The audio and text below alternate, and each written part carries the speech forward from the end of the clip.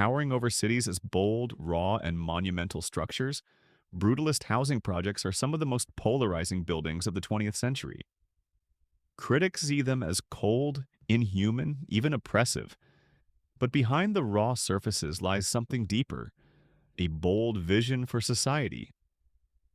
This documentary explores the social aspects of brutalism, its ambitions, its failures, and the questions it still asks us today.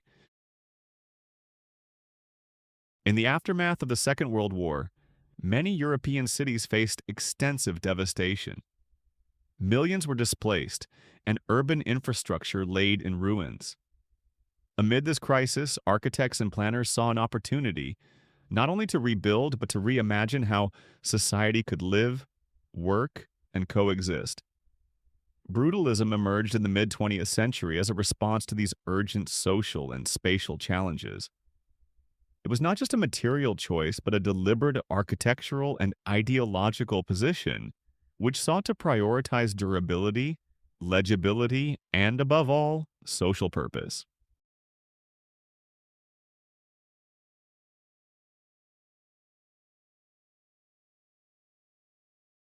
Heavily influenced by the work of Le Corbusier, brutalism was underpinned by the belief that architecture could be a transformative force for the collective good. His Unité d'habitation in Marseille became an important model for this new approach. Combining residential units with communal facilities, such as shops, a school, and a rooftop terrace, it was conceived as a self-contained, vertical city, promoting both functionality and social integration. Architectural historian John R. Gold states in The Practice of Modernism, the housing block was not only a dwelling but also a new social organism. This idea of housing as an instrument for tackling social cohesion was fundamental to brutalist ideology. Allison and Peter Smithson further advanced these ideals.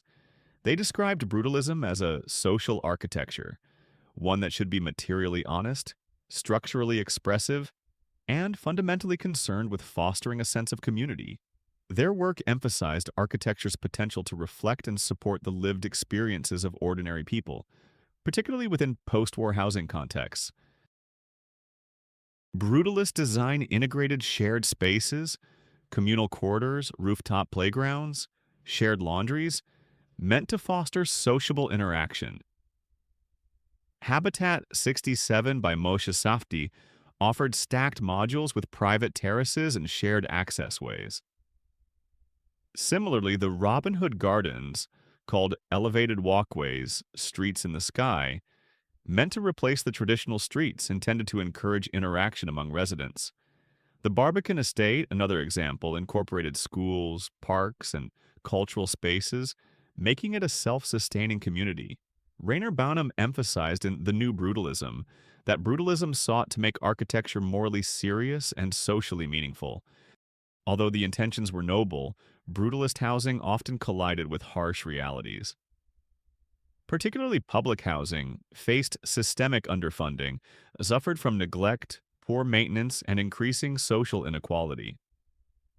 Perhaps the most infamous case is Pruitt Ego in St. Louis, a high-rise building demolished just 20 years after completion due to poor living conditions. While architectural design played a role, urban scholar Catherine Egener argues that Pruitt Ego was doomed less by form than by policy, federal neglect, racial segregation, and economic decline. Critics argued that the harsh concrete forms felt unwelcoming and disconnected from human needs. In the 1980s, the Trellick Tower in UK became identical with crime and isolation.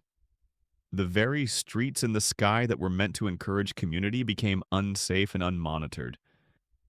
In her study Utopia on Trial, sociologist Alice Coleman concluded that poorly conceived open spaces and long corridors fostered vandalism and fear rather than cohesion. Despite its critics, brutalism has fostered vibrant communities in some places. The Barbican Estate, well maintained and integrated with cultural facilities, remains a desirable place to live. The difference between success and failure often depended on proper upkeep and community involvement. Where maintenance was consistent and residents had a voice in shaping their environment, brutalist estates could thrive. In contrast, projects that suffered from neglect, social stigma, and lack of support systems fell into decline. The architectural form remained the same, but the social outcomes diverged dramatically based on investment and engagement. One critical question often raised is, who were these buildings really for? Brutalism's social goals often assumed a universal user, yet ignored cultural nuance, family dynamics, or economic shifts. Many brutalist estates eventually became concentrated pockets of poverty, not because of their architecture, but because of political choices that isolated them from services, investment, and public transportation, resulting in isolation. Many brutalist estates developed strong internal communities. London's Alexandra Road estate remains a powerful example. Despite controversies and early criticism, residents of London's Alexandra Road estate continue to fight for its preservation, citing deep social bonds and a sense of place rarely found elsewhere. The architecture's layered spaces, intimate courtyards, and sound buffering design foster social interaction without sacrificing privacy. The estate's advocates remind us that community is not built solely by walls, but by the people who inhabit them and the systems that support them. As urban theorist Jane M. Jacobs states in Edge of Empire, the social life of housing estates cannot be reduced to their form. It lies in the everyday rhythms of their inhabitants. In the 21st century, brutalism has seen a cultural and architectural reconsideration.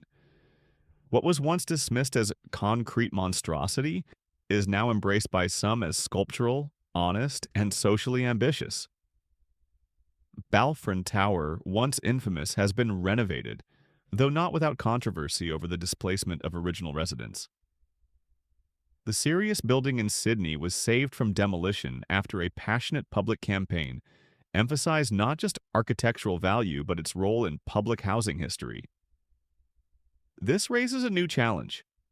How do we preserve brutalist architecture's social intent, not just its form? Scholar Barnabas Calder reminds us, brutalism is not about ugliness, it's about an ethic. It's about a belief in social progress through architecture. Brutalism was never just about buildings. It was a social project and an ambitious experiment in social housing, one that sought to provide dignity and density and community in concrete. It asked, can architecture shape how we live together? Sometimes it failed, but often its failures were not architectural, but political, economic, and managerial. Today, as we face global housing crises, brutalism's core idea, architecture for the people, remains relevant, offering a sobering and inspiring lens, not to replicate its forms, but to learn from its social aspirations. What kind of housing fosters equity? Belonging? The answers may not lie in concrete, but they might just begin there.